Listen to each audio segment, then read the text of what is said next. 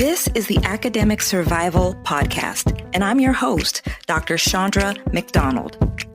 Statistics show that approximately 40% of students drop out of college every year.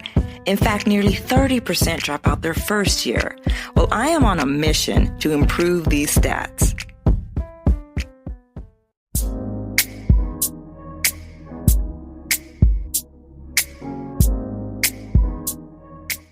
Sometimes I would feel very overwhelmed because everything is so new and it's like a lot of cultural shocks, not what I had expected. But also on the other hand, I would feel just very lonely. And I think that's such a common experience for college students, international or non-international, especially freshman year. I guess, it's the time when you adapt to things and you figure out how things work. But yeah, it was either overwhelming or it felt very lonely. And I think part of that was being an international student. And another part of it was coming into a new environment and trying to find my place. That's Andreea Coscai. She takes us on a journey as an international student, sharing her experiences and insights on surviving and thriving academically and personally. From navigating different cultures to finding a supportive community, her story is one of resilience and determination. So grab your headphones and get ready to be inspired as we delve into the world of Andreea Coscai on this episode of Academic Survival.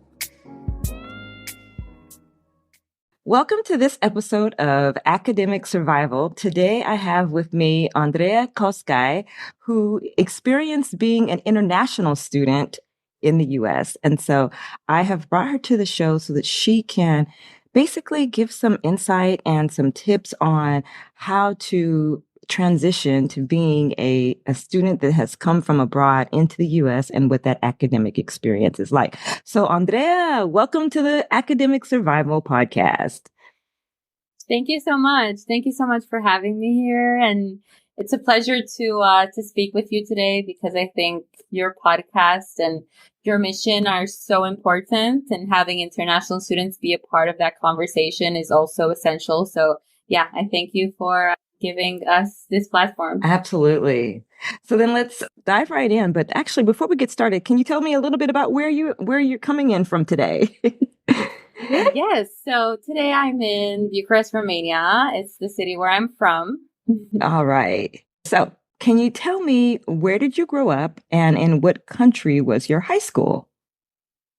Yes. So I grew up in Romania, as I was just saying. I grew up in Bucharest. It is Eastern Europe, so it's a totally different culture from the States. But actually, since I was little, I had a lot of, pop culture references, movies, obviously songs, like celebrities, and also I would say in politics too, just a lot of influence from the West, including the States. And it was amazing growing up here because, Romanians, I would say, are so hardworking and so smart and so passionate. And so one of my personal passions, because of growing up in this environment, was foreign languages and traveling.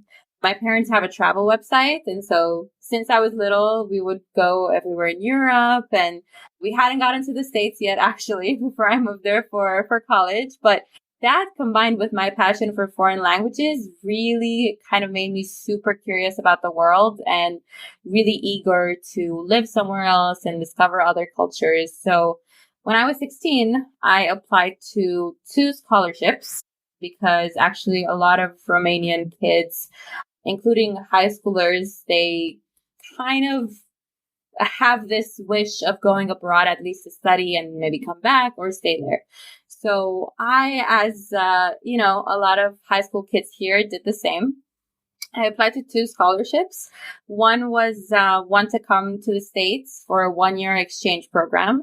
And the other one was to go to an international high school. It's called UWC. Spent 2 years there, basically finish high school, take the international baccalaureate, and then, whatever happens after that is history. But I applied for both of these scholarships. I got both of them. And applying for the one for the States, that was kind of my dream. I had this American dream idea that everyone does in the States and outside of the States as well. So I was extremely excited about that. But once I got to know more about UWC and how it's a longer time and you're in an international environment and so on and so forth, I kind of went with that one. And the scholarship, I got it, and they sent me to China. So couple years of high school, I did them in Romania, but the last years of high school, I did them all the way in China. Wow. So your scholarships are for high school education. Yes, both of them were. Mm-hmm. Okay. So then tell me what type of student you were when you were growing up. Oh, I was a very hardworking, responsible student. And this is something I laugh about with my parents as well, because I don't know, whenever I would have a moment that I slip up, say I get very obsessed with a boy band, like One Direction. True story. And I spent too much time, I don't know, watching their videos or watching their interviews or just being, a teenage fangirl. I remember this one conversation I had with my dad, which, as I was saying, we laugh about nowadays, is he was kind of telling me, what's happening with you? You're not hardworking anymore. You're not responsible anymore. You spend all your time on this boy band and you're supposed to study.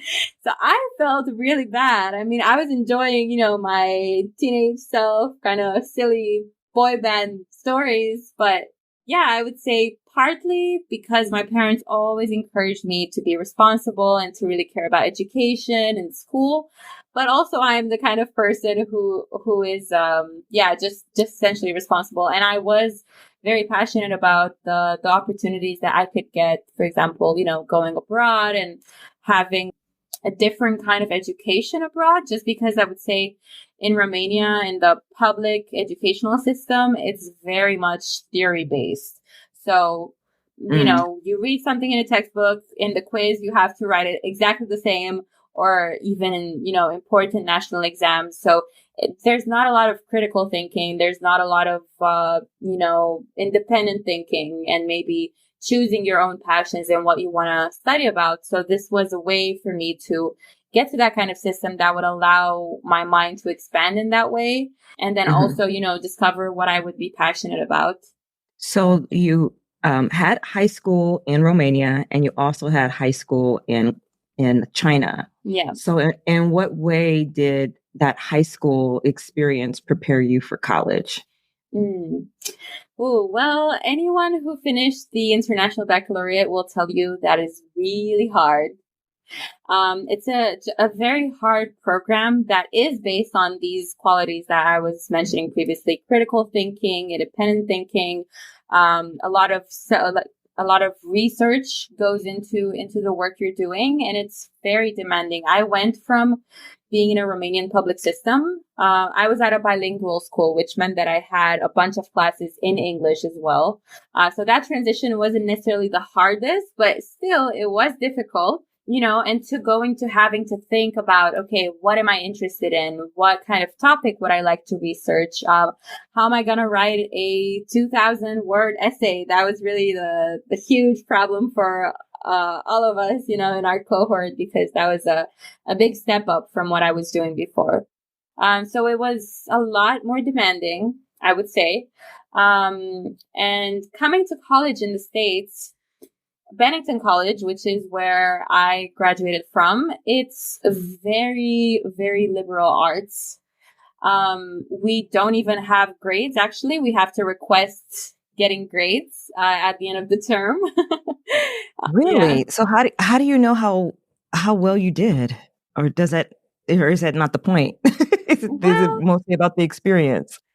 Yes, I would say that is a very Bennington way to put it, that it's about the experience. But no, I mean, you get pass or fail, but then you also get comments from your teacher, and it's an ongoing conversation. So yeah, I mean, I definitely expected college to be even more demanding than the International Baccalaureate.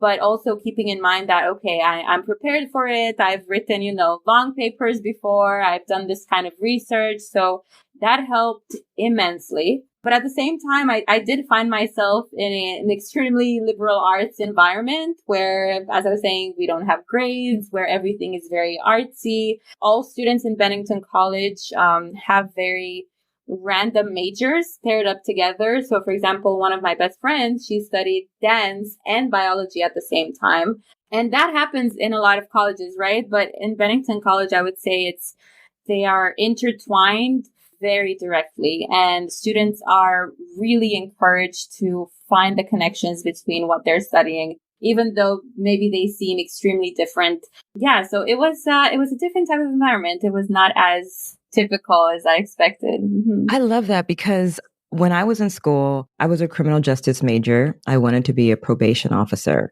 Mm-hmm. And then I had a part where I wanted to do interior design.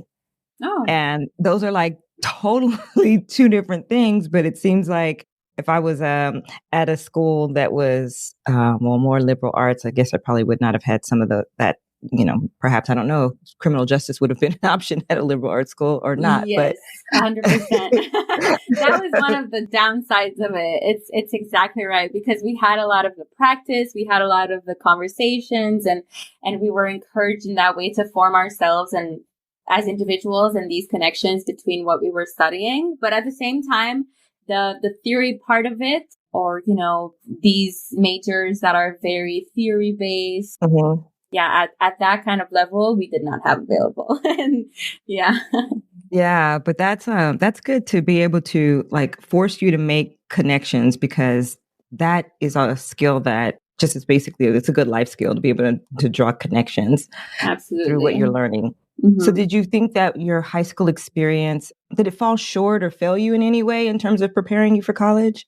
Well, if I look at it in an academic way, no, I felt totally prepared at Bennington. I actually found it quite, easy in my first year. I think that's definitely due to also being in the International Baccalaureate in high school and going through those experiences. If I had come from a system in Romania, I'm not sure so much. But what I can say it did not prepare me for, or what was incredibly different, was the environment, the cultural aspect, and the social aspect, the social life in Bennington.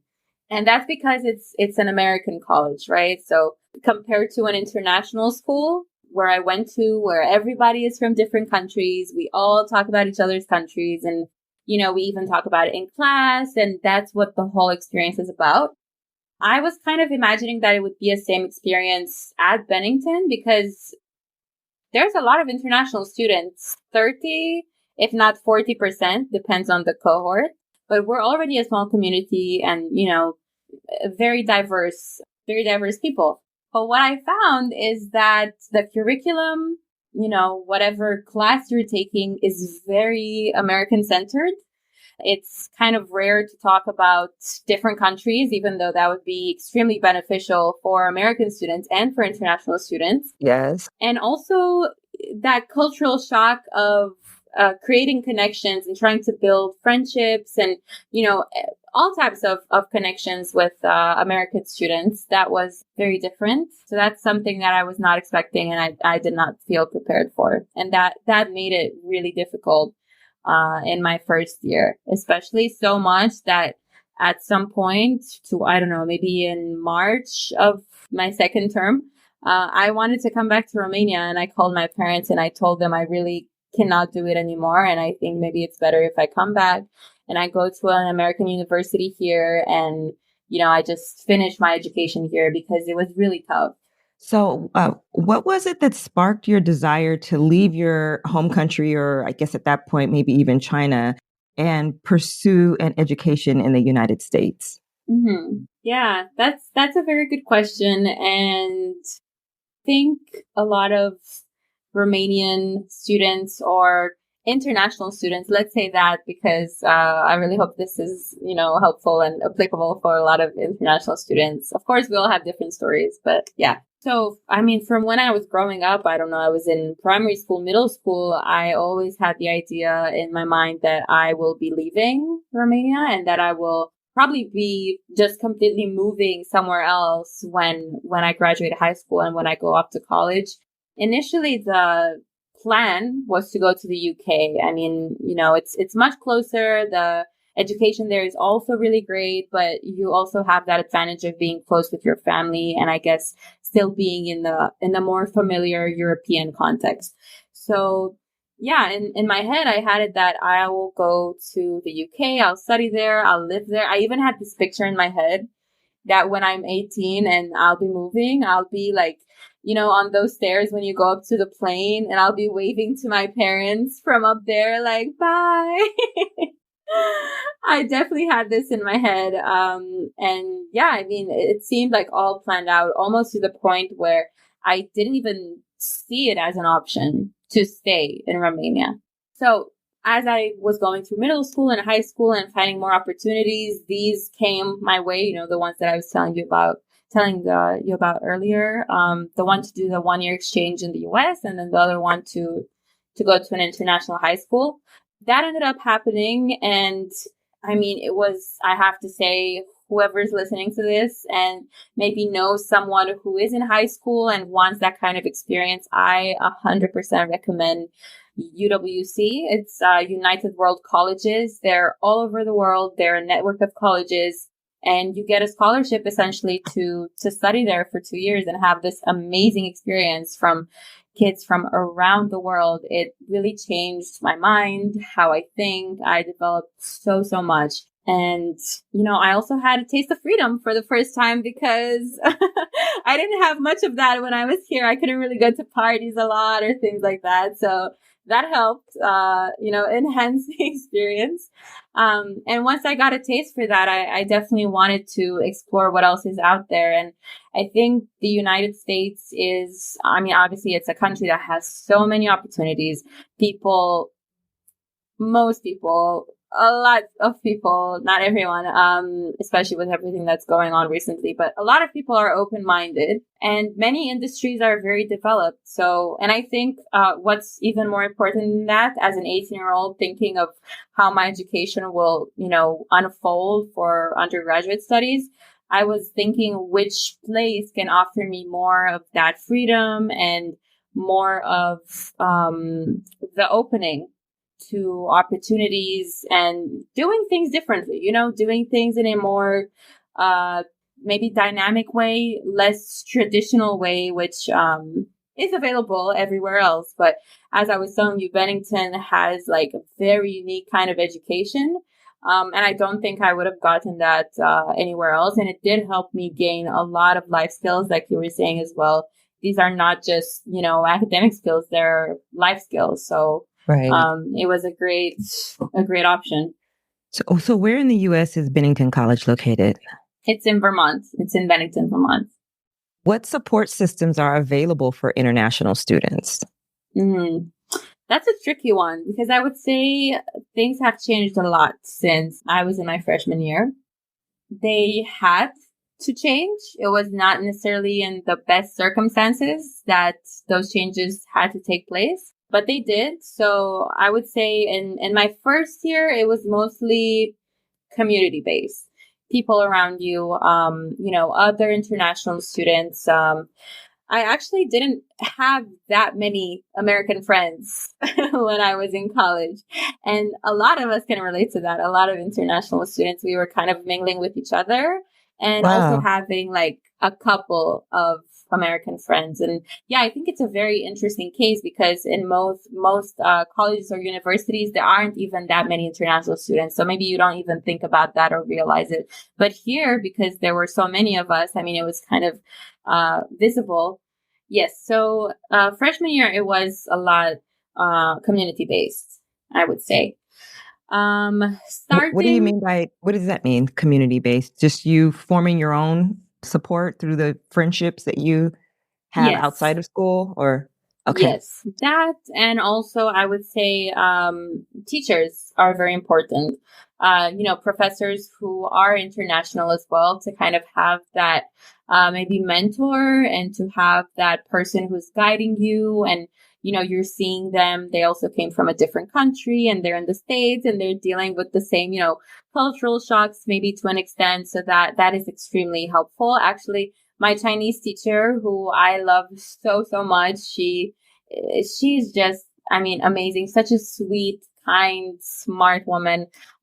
She was one of my biggest support systems. And she was always someone that I could go to and that would understand me and that would maybe be my, I don't know, second mother away from home and encouraging me and things like that. So that's how it started out. But then in later years, there was a lot more focus from our international student office and, a lot more resources even being put into helping international students feel more adapted, more supported, etc. So there was a resource center on campus then?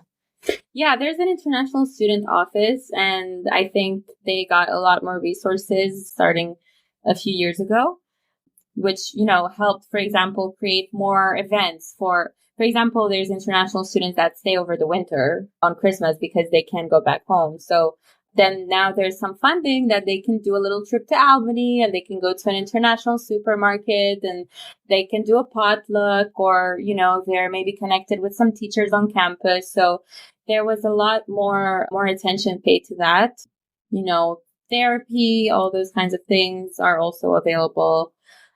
Yeah, but it's tricky. It is difficult. It is challenging also for the school. But I think once you commit to having that amount of international students, obviously it's great for the diversity and it also helps national students to kind of get that insight from all over the world. But you also really need to take care of them because it's a difficult time. Yeah, and that's you bring up something that is also key. It also gives the students that are in their home country an opportunity to learn as well as the person who is the international student. So tell me, what was your major in college and what degree did you earn? I studied media. So I did a bit of podcasting, a bit more podcasting. I did video. And I was also really focused on women's issues. I was, and I am very passionate about that, but I think that's where it started. It started in college and that was due to classes, but that was also due to kind of, raising my consciousness about just the issues that are around and that have always been around. So I actually started a nonprofit while I was in college, the first nonprofit in Romania that focuses on young women's leadership through networking. And I got a lot of support for it from the college as well and from teachers and with the fellowship. So I was so, so incredibly grateful for that. That was very meaningful. Wow. Nonprofit, the first one for women's leadership in Romania? Yeah. That's awesome. Thank you. Yeah. We'll have to hear a little bit more about that before we end.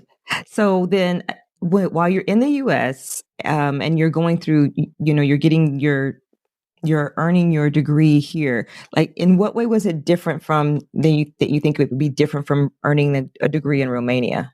Yeah, that is a great question because that's something that I was asking myself a lot actually while being in college, while being in the States. I think everyone wonders what could have been, like whatever situation you're in. But I had a lot of conversations with my friends and I still see it nowadays. I would say that again, it's very much like the transition from high school to university in Romania. It's still the same kind of mentality. So it's very much theory based. There is an element of, practice as well, but it's very limited and it's more so just to have it on paper. So, at the end of the day, I think people here, they gain a lot more experience and a lot more insight and everything by actually, I don't know, getting a job or doing something more practical, maybe freelancing or doing these kinds of projects that would help them gain experience on the job. And as they're doing, because that's the best way to learn. But yeah, it's I think it depends on the school too, because there's some programs that are amazing. So I'm talking from my perspective as a media student, what would have been in maybe journalism school or communication school, PR, these kinds of areas. But our medicine school is really, really good. Law, all of these kinds of majors and paths that students can take. These ones are amazing over here at the universities. And actually, there's a bunch of international students coming to Romania to study these careers. So it depends a lot on what you're studying. Okay. Did you have any experiences of feeling overwhelmed while you were in college? I know you had mentioned that at one point there was a like an international support also included like therapy if it was needed. So Mhm. like did you experience feeling overwhelmed in any way while you were here? Yeah, I would say so. Overwhelmed. And then it was at two ends of the spectrum, right? Like sometimes I would feel very overwhelmed because everything is so new and it's like a lot of cultural shocks, not what I had expected. But also on the other hand, I would feel just very lonely. And I think that's such a common experience for college students, international or non-international, especially freshman year. I guess, it's the time when you adapt to things and you figure out how things work. But yeah, it was either overwhelming or it felt very lonely. And I think part of that was being an international student. And another part of it was coming into a new environment and trying to find my place.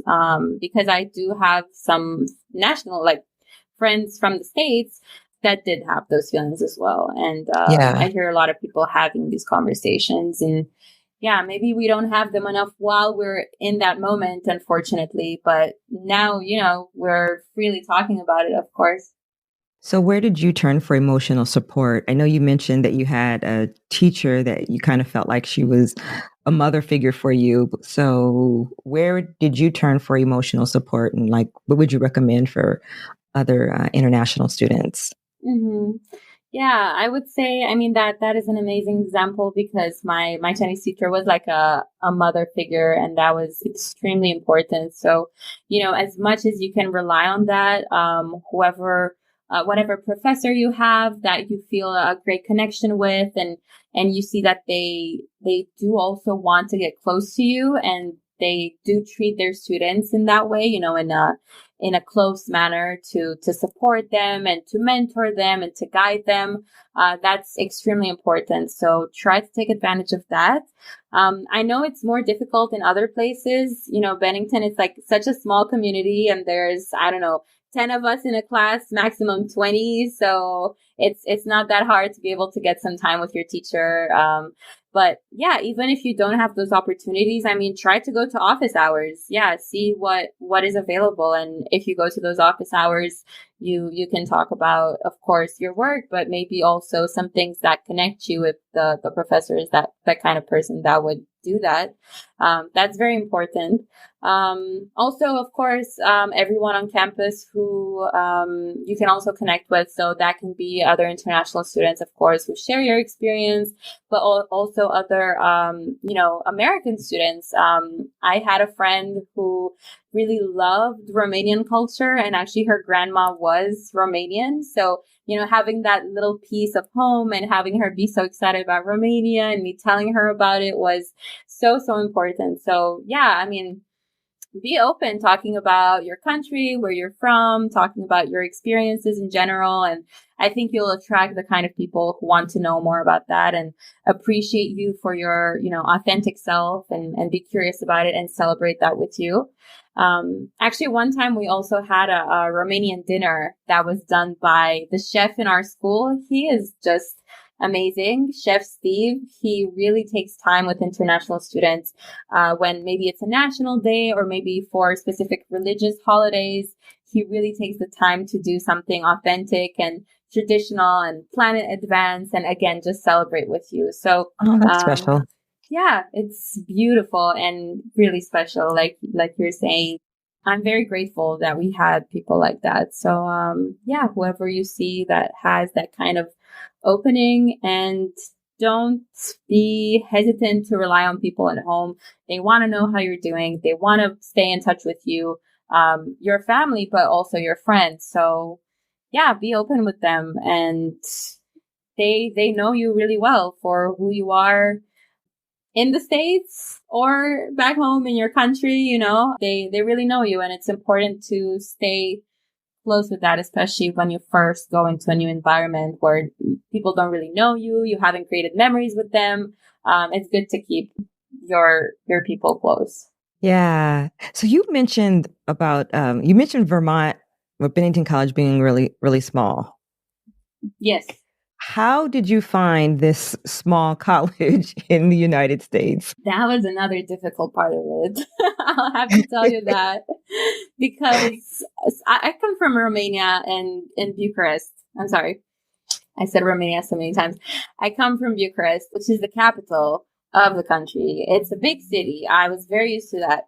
Then in China, I went to a city called Changshu, which for Chinese people, it's considered a village, but it has 2 million people and a bunch of Okay. shopping malls.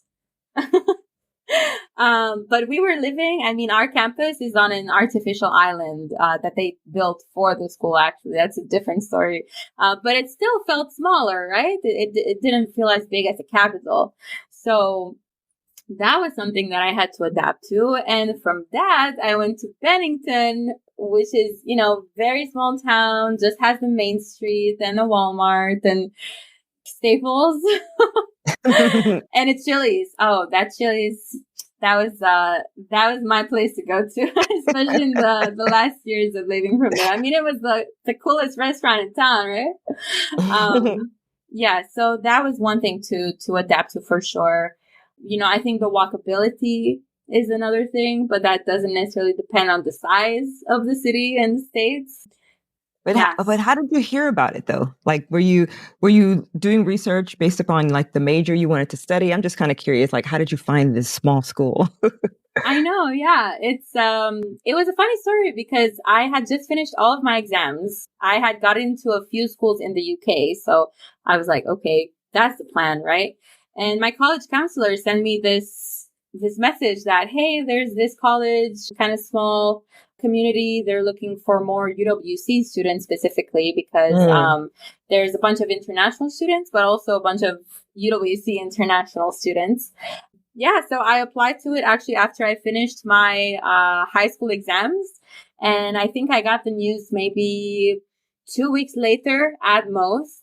And I just became more and more interested in what it has to offer because, as you can tell, it's very unique.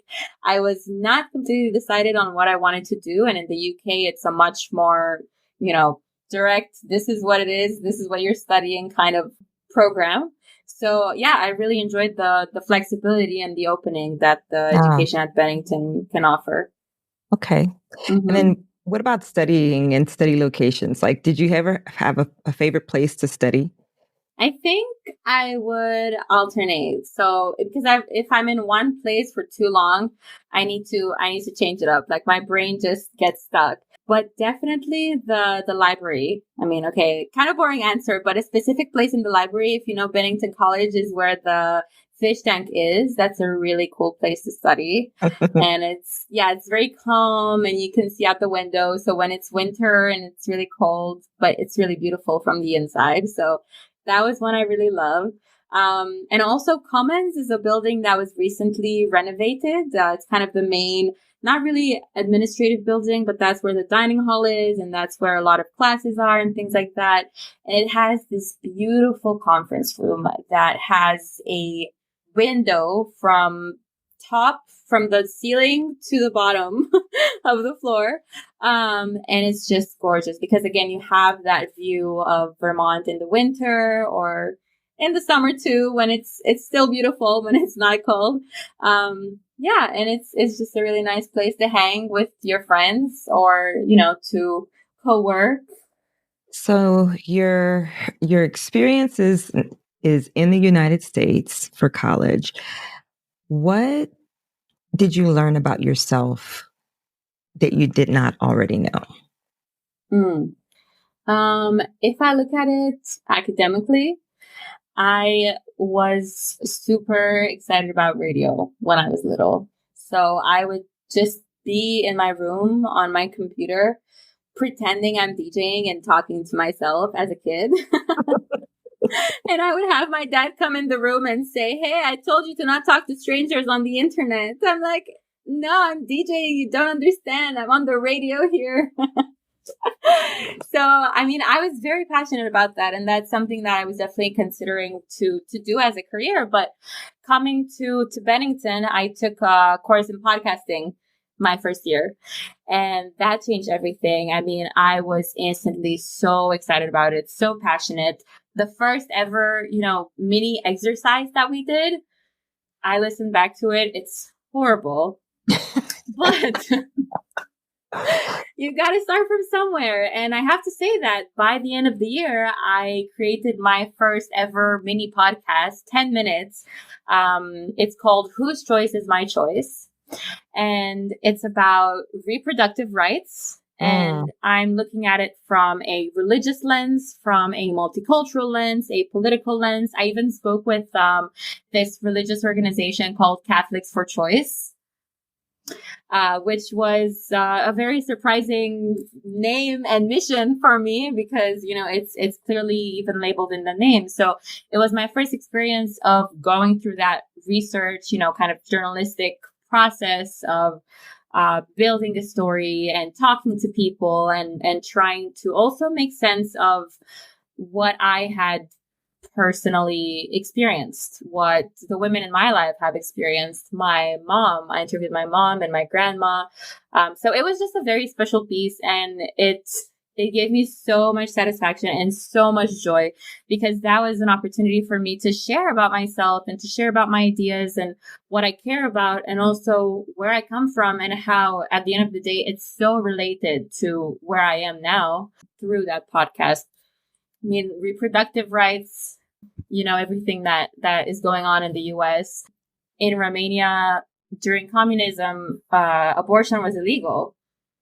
So many, many women died, and there were many illegal abortions that went on. So, I mean, seeing that in the news kind of made me think, hello, have you not seen what has happened in other parts of the world? I mean, this is so important, and we might be, super far away from each other and have different languages and different cultures, but this is such a common issue. And to be able to learn from other people's mistakes and to not repeat that and to care about what happens in other countries is so important because we all share these humans experiences. So yeah, getting that avenue and that kind of channel to express these thoughts and also communicate that with other people through podcasts was something that just changed everything for me. And that's why I stayed so passionate about it too throughout college. Now I work in podcasting. I worked as a freelancer and as a producer, created independently too. And I'm not sure how much I would have learned about that in Romania just because the industry is so underdeveloped. And right now what's most popular is celebrity podcasts, which is such a shame because there's so many beautiful things that you can do with it, like what you are doing and what many other people are doing as independent creators or networks. So I don't think I would have been here, and that would have been a shame because I absolutely love this. Yeah. So the next question, you kind of already answered it, but I'm going to ask it anyway. So now that you have your education from the US, what are you pursuing with it? Yeah, I mean, I definitely kept going with podcasting just because, like I said, I found that thing that allowed me to express myself and all of these ideas. I created a few more pieces. One of them is called Collective, and it talks about the health system in Romania, the public health system, and how because of the issues within it, there was a fire in a nightclub in 2015 where many people died. It was at a concert, and the fireworks that they had for like the light show or whatever, they lit a spark on some foam, whatever. It was really, really bad. And I mean, a lot of people had very bad burns, but they got to the hospital, right? Like they hadn't passed away, or they were still in a condition where they could have been saved. But because of the public health system, because of corruption, because of many issues, the tragedy was even bigger. So, that's something else that I put into my work, and I'm just finding it as an amazing avenue to stay connected and to put my experiences into the world, and then also to put other people's, experiences into people's headphones, I guess, directly. It's such a beautiful thing, podcasting, because if you think about it, it's an entire world in your headphones, and you can really hear stories from anywhere in the world, conversations with people who have such amazing stories and who are real, breathing, living humans, somewhere on this earth. And we have the privilege to witness those conversations and those stories. And it's just, I think, like limitless what you can do, especially from, storytelling perspective. So, if you were designing a support system specifically for international students, what would it include? I would say it would start definitely with therapy. It's very important for everyone. Every person on this earth should go to therapy. It's really important. But yeah, being able to process those emotions with a professional. And I can tell you, my grandpa passed away while I was in the States at college. And oh, wow.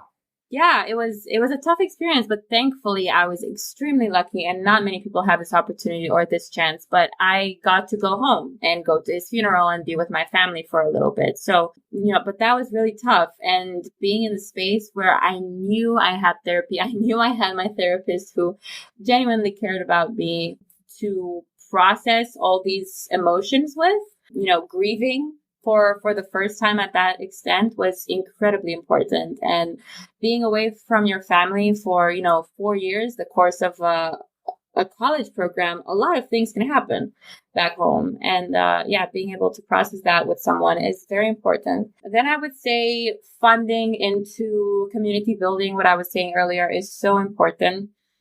Creating events where people can celebrate each other's cultures, whether that's, parties with music from their home country, or maybe, again, a potluck with food from different countries. Yeah, a trip maybe to, to an international supermarket, or to a location that has more diversity than a small town too. Yeah, at the end of the day, that's super, super important. So that's another thing I would say. And then I think it's worth talking about opportunities that international students have and kind of need more access to.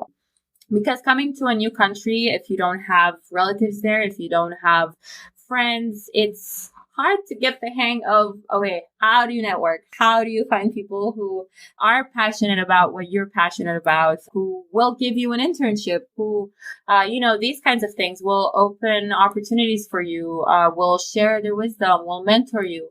That is extremely important. So having guidance on that is definitely a priority, because, coming to the States to study, you hopefully also want to get some work experience and want to get a hang of what the culture is like, the work culture, and, do internships, have some gigs here and there. Really important, and really tough to do that when you don't know anyone. And then I would say one last really important thing that I can think of is accommodating for their needs, because of a lot of students staying over the winter break, staying over the summer break, many students. So giving them housing, giving them storage space, kind of creating that environment for them where things can just be simple and easy so that they can focus on what they really need to focus on, which is studying and, kind of figuring out where they're going next and doing what they came to do at college, like everyone else. When you don't have to worry about those kinds of things, that is extremely helpful, and it allows you to really explore your potential as much as possible and even give back more to the community, and yeah. That's great. That's great. Therapy and community building and opportunities for networking and accommodations for their special needs, especially during the winter and summer. That's awesome. Oh, and one more thing I would say is expanding the curriculum and diversifying the curriculum to include just broader perspectives and not have it be, centered just around one culture, because everybody learns from that.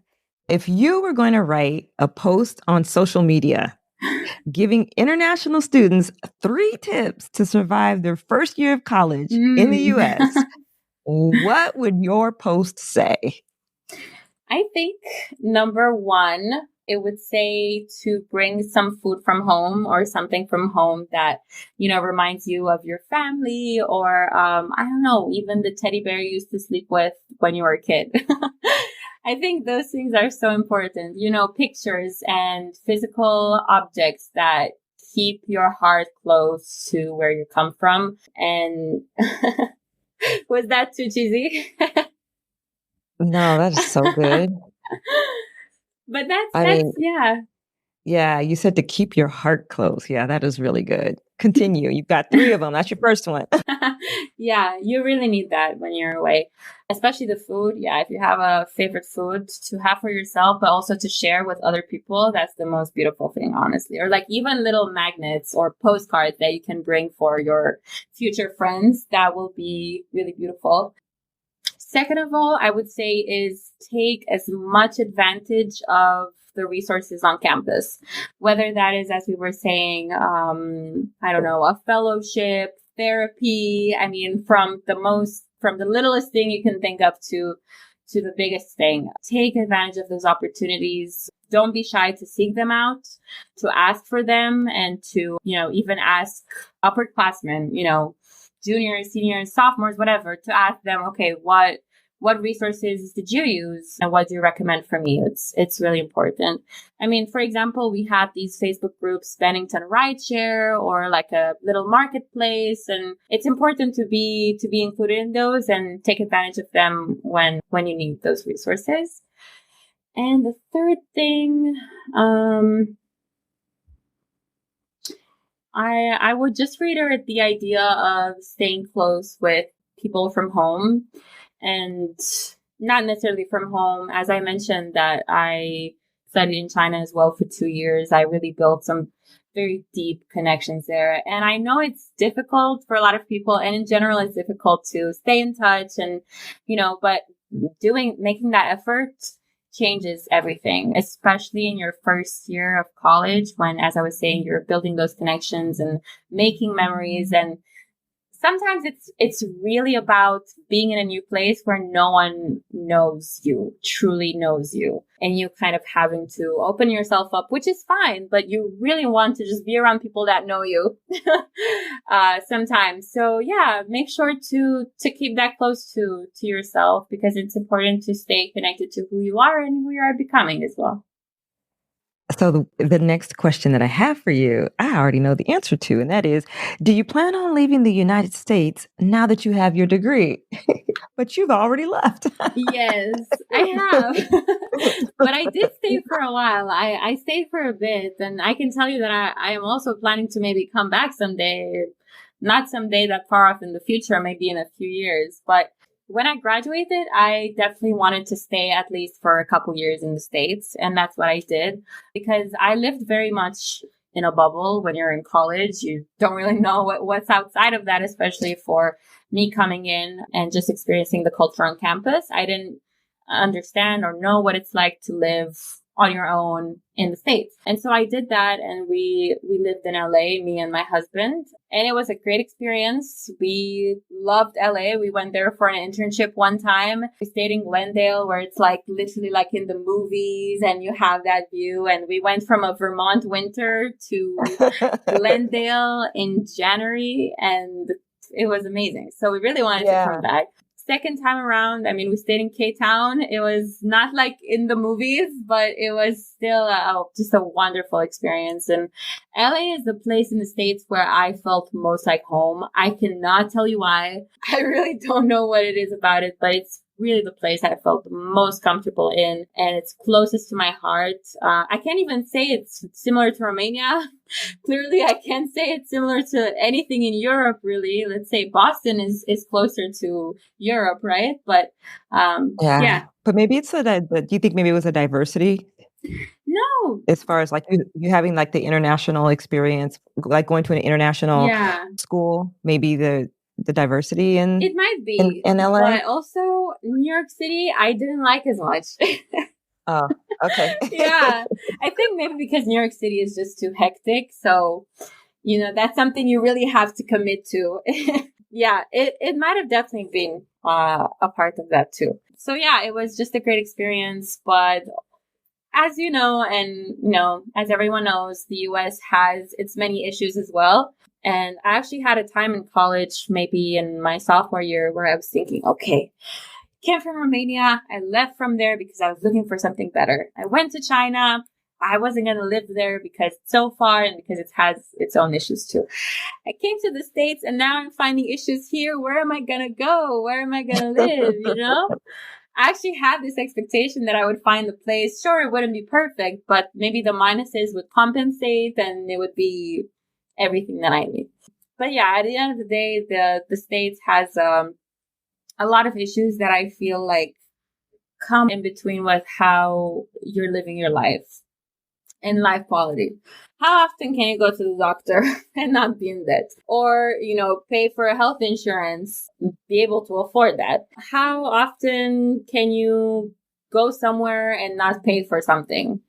Just, I don't know, maybe take a walk or do a nice activity with your friends or your family and not have to pay, I feel like, just capitalism is at another level in the States. Basically, that's why. That's what I'm trying to get at. Yeah, that's hilarious. Yeah, it's at a level where I think it comes with your life quality and it takes time away from your family and from having hobbies or from doing things you love, and the hustle culture is real and it's real everywhere. But yeah, it's difficult. And I think also what we needed, me and my husband, because he was also away from home for a long time. After 7 years of being away from home, and accomplishing a lot of things in the States and also, in Romania, accomplishing things from far away, we really needed to come back home come back home and have things just be easier, so we can be close to family, have that opportunity to reconnect with them, help my nonprofit more because there's only so much I can do from a distance. Everything that we do is remote. And I really felt the need to reconnect with where I'm from.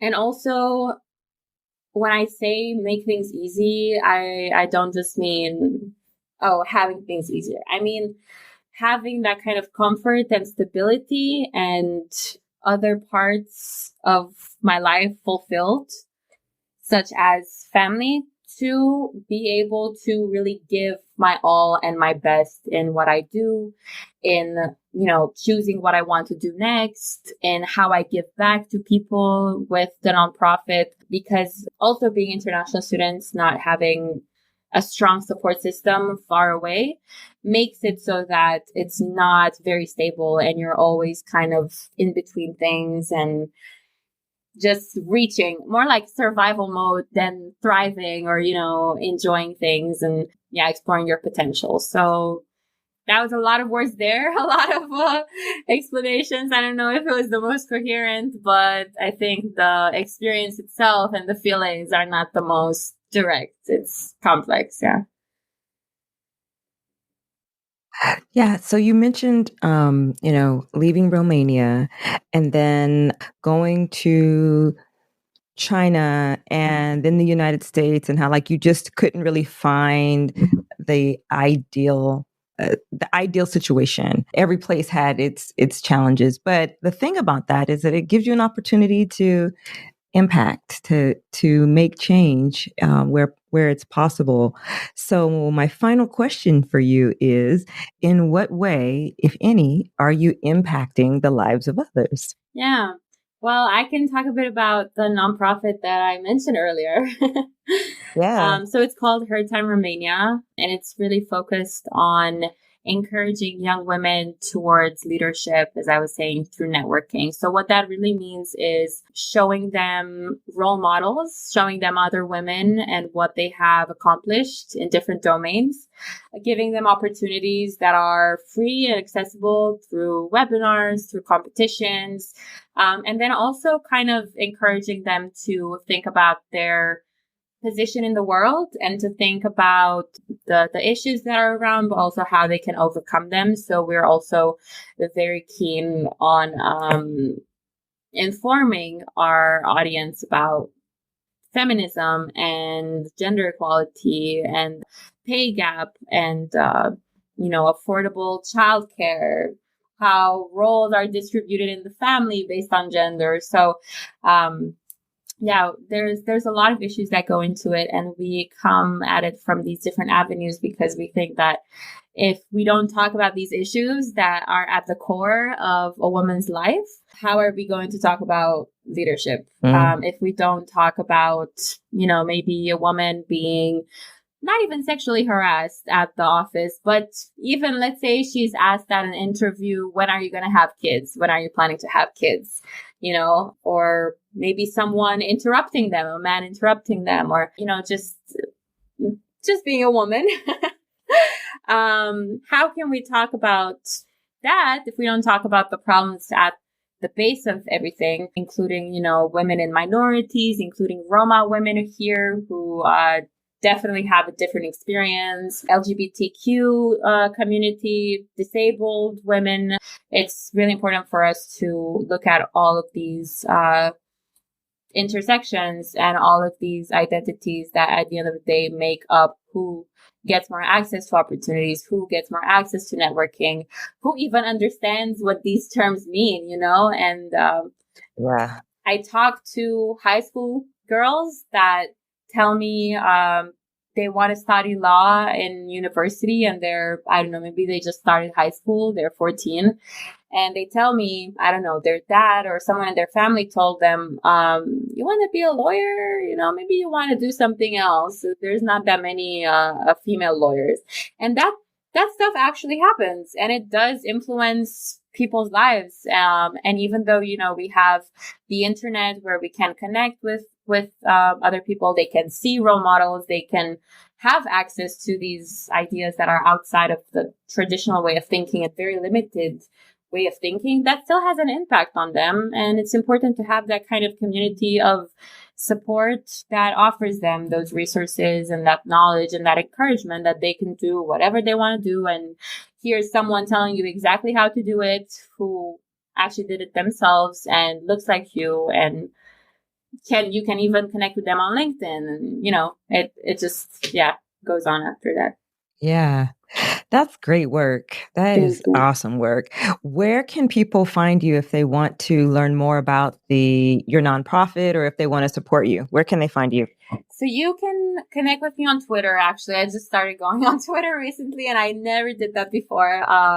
But everyone in the podcasting space is on there. Some people are not even on LinkedIn, but they're on Twitter. So I said, okay, I need to get on there. So you can connect with me there at Andreea Coscai, on my LinkedIn, on, via email, andreacoscai@bennington.edu. If you'd like to chat about anything else that we talked about today, I'm very happy to. And the nonprofit is Her Time Romania on all social media platforms. Awesome. Well, thank you so much for this podcast and being able to give international students some tips on how to survive their first year of college. And then thank you for the work that you're doing with women in leadership. Thank you. Thank you so much for having me on the show and for giving me the platform to talk about these issues. Because, yeah, like I said, it's so important. And yeah, the more we talk about it and we do have these conversations about our different experiences, the more we all learn at the end of the day. So thank you again. All right. Well, thank you so much for coming to the Academic Survival Podcast and for providing all this insight and tips on how international students, especially freshman international students, can survive their first year of college. Thank you so much. Have a good day. Thank you.